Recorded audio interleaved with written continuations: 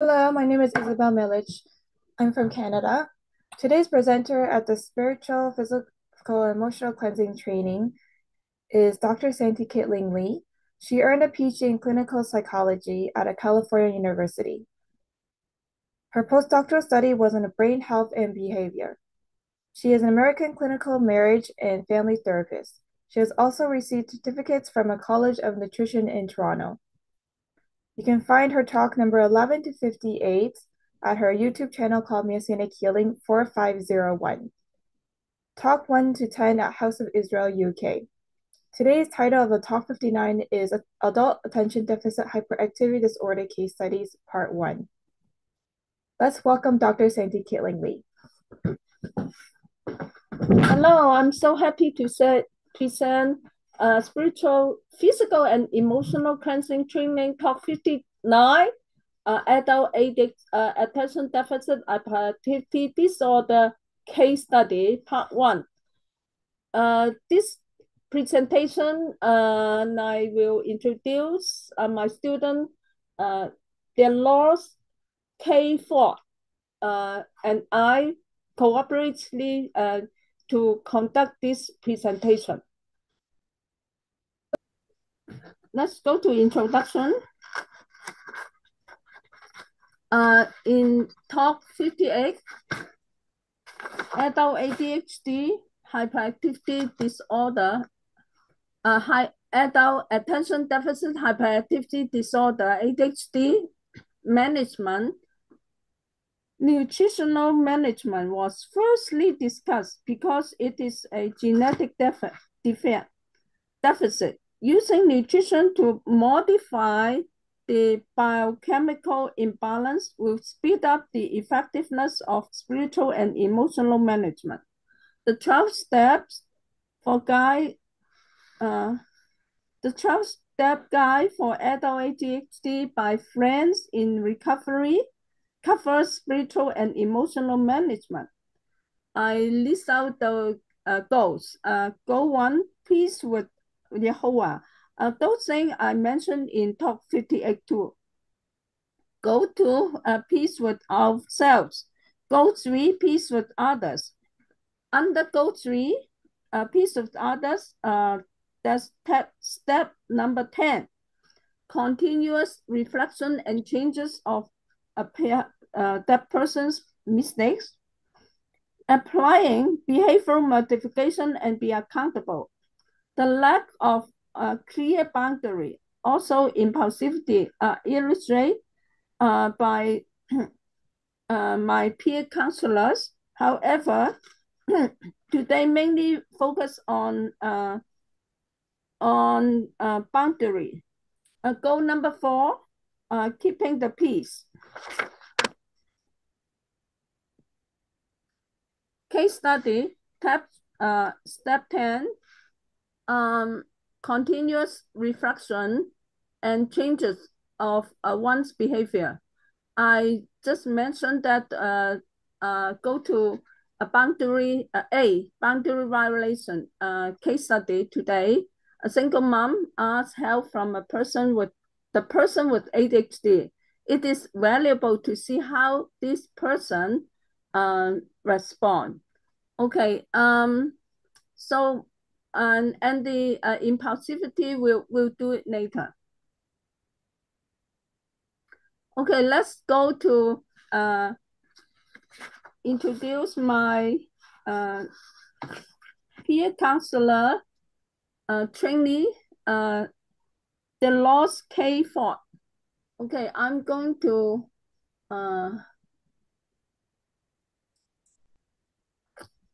have let me see if Delores, you ready, right? Yes. Okay. See if I can change host.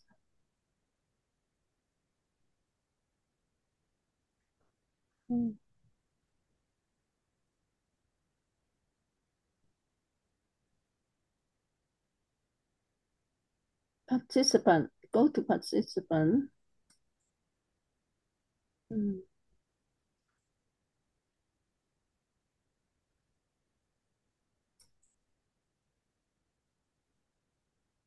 make host. Okay. Delores, you take over. Okay, thank you.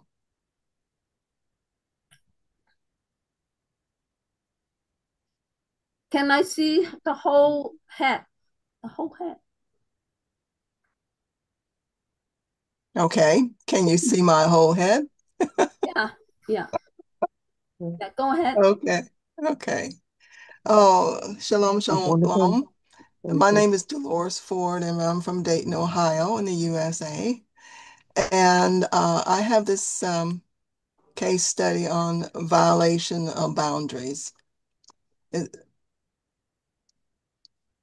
And I am the peer counselor for Miss K.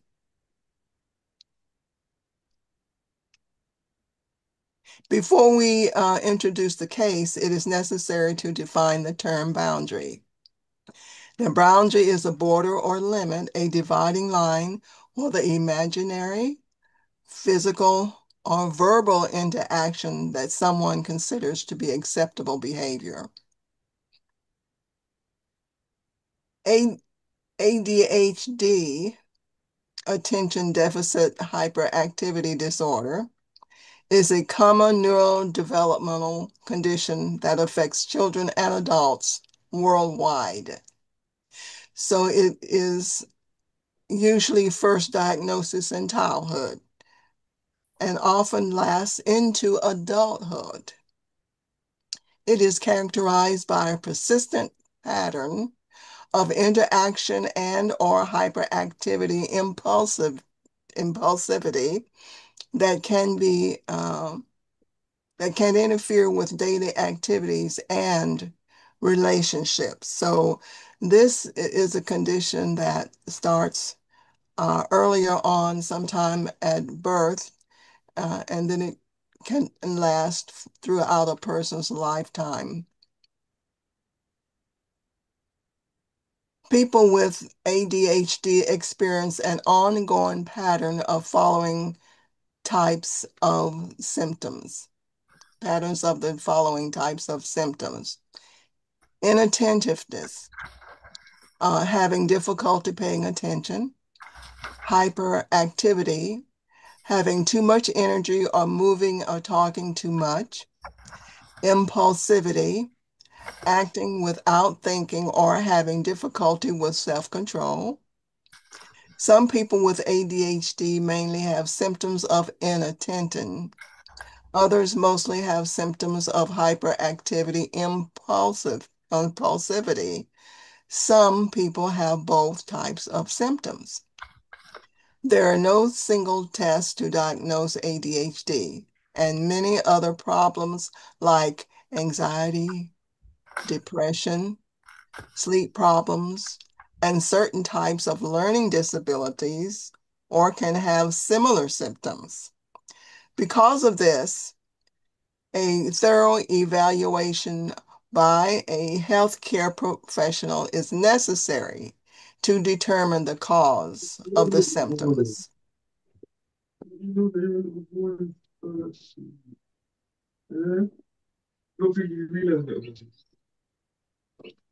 Before we introduce the case, well, we'll go on, sorry. We're going to look at an introduction. Wilson S. in 1990 and Amin in 2001 indicates that one following up in the growing up rather in a dysfunctional family practicing constantly unrecorded shame-based rules can learn to deny reality and accept the twisted distortion. That's really important. The twisted distortion of reality so they have no concept of what is really real or really not. One is unable to be true to himself or choose the logical way to make decisions. He can not know if he is being taken advantage of and his personal boundary is violated due to his weak self-defense. He is forced to live in denial and distortion. That's a really hard place to be in. When you are forced to live in denial and distortion, you really don't have a grasp on what's actually going on. So it's like you're kind of in limbo, like you're in this fictitious world, and you cannot seem to break through. And that's really a hard place to be in.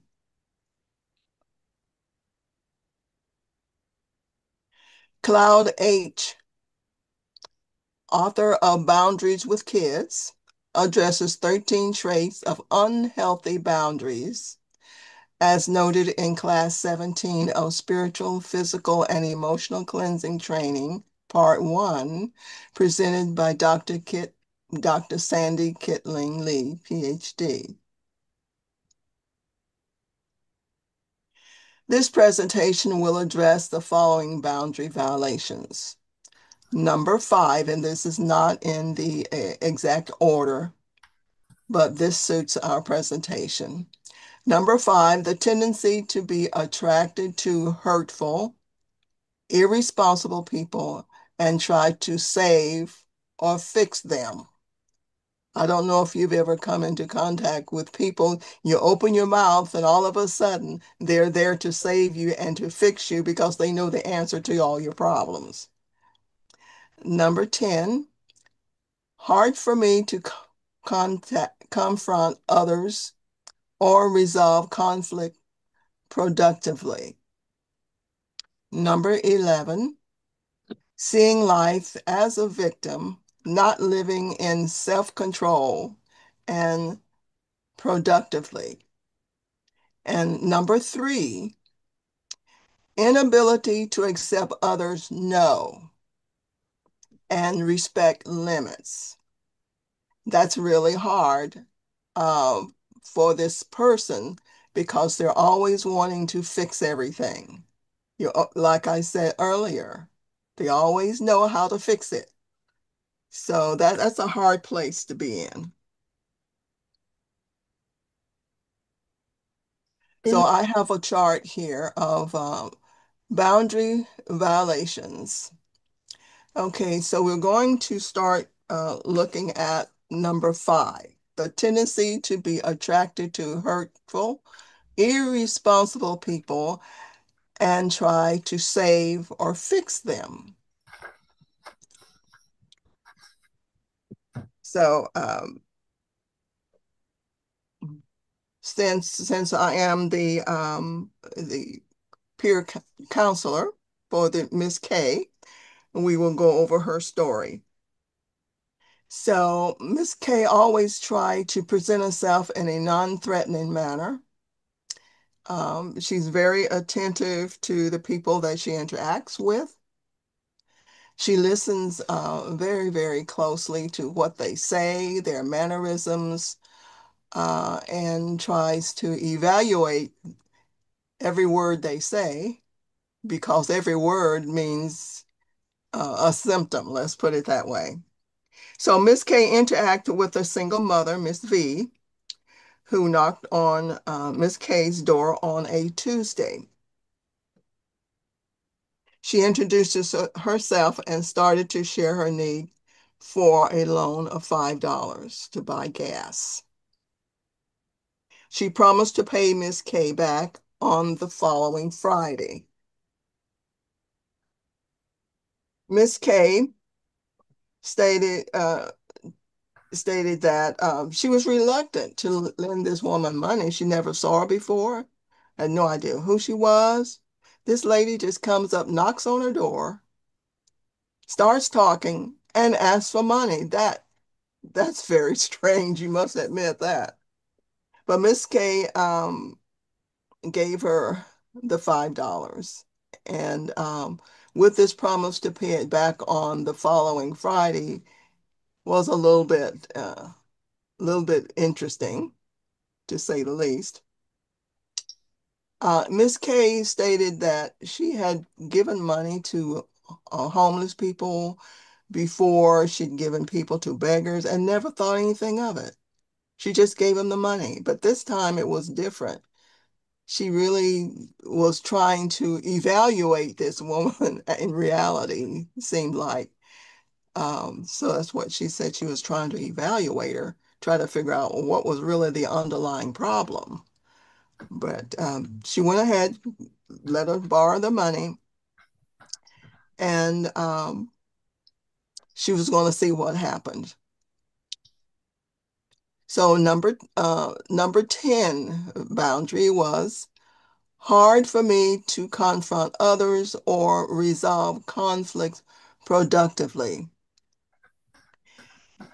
So Miss Kay remembered there was a scripture that she remembered, and it was Matthew 5:42. He says, "Give to him who keeps on begging from you, and do not turn away from him who would borrow at interest." We don't charge interest. And that was according to Deuteronomy 15:8. So Miss Kay loaned V the money, and Miss Kay, to surprise, she did pay that money back on that Friday, which she promised she would do, and which is a blessing. And she was really taken back. She said she was really taken back because she had loaned hundreds of dollars out before, and she never received any of that money back. Hundreds of dollars. So for her to be skeptical of five, there had to be a really underlying um, cause for that reluctantly. But as we go on, we'll see. One of the things that the impulsiveness to fix everything was that Miss K offered V um, information on the Dave Ramsey's Every Dollar budgeting system. And she went on to tell her how that budgeting system had helped her. And she was just anxious to share this great news with this person who obviously needed a budgeting system in place, but she did refuse. So with her at that point, she asked for more money, so she gave it to her just to see if she was going to really pay her back, and she did. She paid her back, and she was happy with that. The long move your head up. Okay. Yeah. Um, Number 11, seeing life as a victim, not living it in self-control and productivity. So Miss V's uh, was interested to know that I had that information and on the budgeting system and how it had helped me. And so we talked about it for quite a long time. And so she was very interested in, or she was checking Ms. K out, one of the two. But it's an interesting thing to be able to talk to people and to share the great news that you have had and that you've had experience in this system of budgeting, which I think was a wonderful thing. But we have to remember that not everybody is going to be receptive to someone else actually trying to help them get out of their impoverished condition. So it is difficult to be in a place where you are forced to continually want to help a person, and it just seems as though it's not one of the things that they really embrace.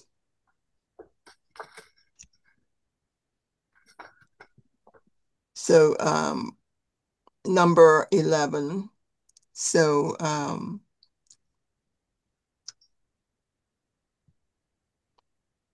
so when we had she had this opportunity over a period of days because it was just like Miss V was using Miss K as an emergency fund. She said that she just kept on coming back and coming back, but she would always pay her. But you know, you in reality, if you keep on being an enabler, the person won't ever get out of that rut. You cannot afford to be an enabler. And this is where the real problem is with um, with the Miss K. She's because she was always trying to fix people. She was, trying to enable them to help themselves, but at the same time, um,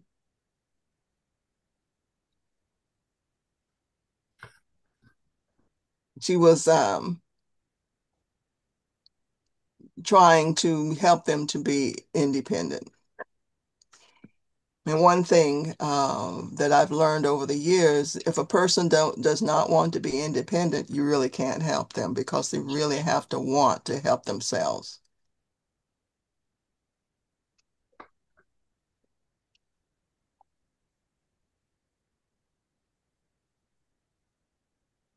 Okay, then we'll go on to share further that during the course of that dialogue for over the months and months this went on, um, Ms. K said that um, she promised herself that should V come back to borrow money again, that they were going to have a serious dialogue about her not borrowing money.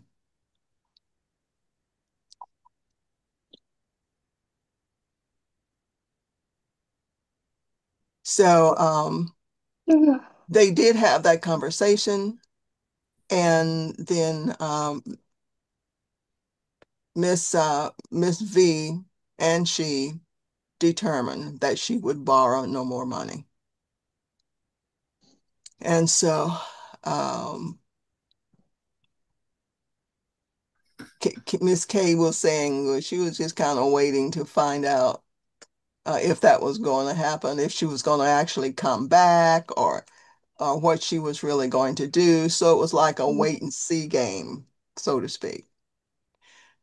So we'll go on to number 3. Inability to accept others' no and respect limits. After the several months had gone past, Miss V comes back. Like she was like sheepishly, Before she would come up, uh, Miss K would say she would come up, knock on the door. They would have this little conversation, and she would ask to borrow money because she needed a little bit of this, a little bit of that, or whatever she needed. But it usually will stayed around $5. It. And so this particular time was different when she approached the door. So Miss K said that she was really pretty sheepishly when she came up to the door, and she was just kind of wondering what's she coming back for, because we had promised that she wasn't going to get any more money. And so she comes back at any rate. And so she, V, knocks on the door, has this little conversation, and starts off that conversation. So V says, I know we promised that I wasn't going to borrow any more money or ask for any more money, but I really need some help. And so she would say, But we promised, Kay told her that, we promised that you would not get any more money. And so Miss V said, yeah, I know. But I thought, well, here's the part that was difficult for Kay was to say no and mean it. And this is one of the things that I've learned is that once you say no, the answer is no. And you can't go back on that. You really can't. You have to set those boundaries and stick with them. A person with ADHD who has the trait of boundary violations can become a victim of physical and emotional challenges due to the body's attempt to mediate the stress that it incurs. Overcoming fear of changes and abandonment is a major factor in influencing well-being. Denying the distortion of reality helps one admit the serious danger of pathological rules associated with abuse, whether intentional or ignorantly, since birth. Developing the ability to be vulnerable is key to combating the tendency for of boundary violation. So we have to know how to address these situations.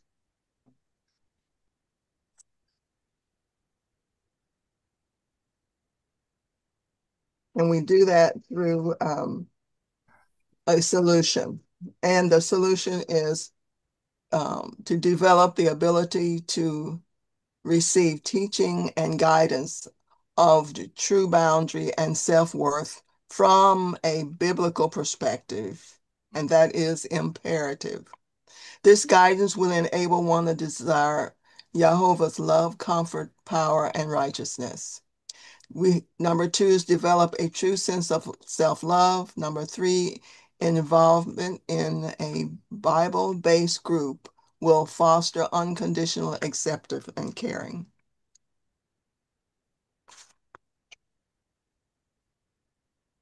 Number four is respect of Jehovah. Repent rather to Jehovah for one's own and family rebellion, distortion, lies, deception, distance self from continual pathological influences, learn from the scriptures how Jehovah wants one to live and to forgive. That's really important. Learn the biblical nutritional way to healing. Be aware of modern assessment treatment methods, environment influences, and dietary practices. Seek biblical-based psychotherapists rather, to address and eliminate trauma and deceptions, which will help one develop a confident, differentiated, genuine self-respect, healthy boundary paradigm. And so we have our bibliography is Allen D.G. 2001, Healing ADD, the breakthrough program that allows you to see and heal the 6 types of ADD. Is Cloud H, 1998, Boundaries with Kids. Lee Santee K.L., Spiritual, Physical, Emotional Cleansing Training. Talk 17, Dysfunctional Family Rules, Part 1, Rules Induce Autoimmune Disease. That's important. Rules that induce autoimmune disease. Also, we have a vocabulary. It's for www.vocabulary.com.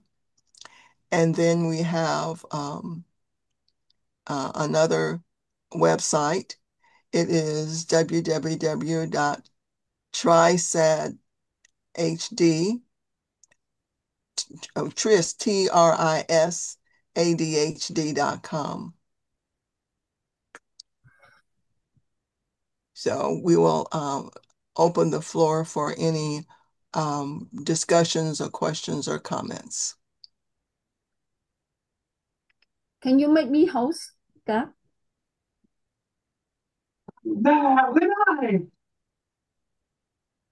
Oslin? Yes. Yes. You want to say something? We have a very short time, but yeah. You want to say something? It was a very good presentation. I like the explanation at the beginning, clarifying what the different things were, ADD and so forth, and the referencing as well was very, very good. The example of the person who basically was using Miss K as revolving credit and her reluctance to actually be helped to move from that position was very interesting with regards to the fact that it wasn't that she couldn't get help. I believe she was stuck in a pattern of behavior. And so I found that very interesting. And it was very good that Miss K was able to set a boundary, which came through an agreement that there would be no more borrowing. And even though she was put in that situation of Miss V coming back again, albeit sheepishly. Basically, I could see that being the kind of person that Miss K was, it could pull on her heartstrings and she could possibly let her guard down with regards to her boundaries. But praise Yah, she was able to understand and comprehend the necessity of the boundaries that she had created and that had been agreed on. And in the end, it was able to help both her and Miss V. And so, yeah, that was a very nice presentation example of the boundaries and Wonderful. violations. Thank you, Yeah, Delores, and thank you, Oslin. Thank you. Welcome. yeah. Yeah, wonderful presentation. Let me go to see if I can okay. So if you find today's presentation is so okay, would be helpful that you are welcome to send me offering. I train them to present this presentation. I attend House of Israel UK and Tomoday Yahshua Fellowship at a church, Georgetown, Ontario, for Sabbath worship. You can join spiritual, emotional, physical, and emotional cleansing training. If you do decide to send offering to me, by Western Union, my first name Santi KL, last name Lee, province Ontario City, Toronto, Canada. If you're in Canada, you can send me e-transfer. Just contact Yahshua, Tomoday Yahshua Fellowship. Thank you You for. had it, didn't you? Let me stop sharing and wonderful presentation. Very good. Yeah, good. That I hope that we will present. I hope we will present the impulsivity, overcoming impulsivity in next talk, talk 60. Okay, Okay. Yeah. that would be good. Yeah. Okay. So, should we finish this presentation? Hmm. Yeah. Okay. Shalom. Goodbye. Okay. Take care. Yeah. Shalom, Shalom. shalom. Bye. Shalom. Shalom. Shalom.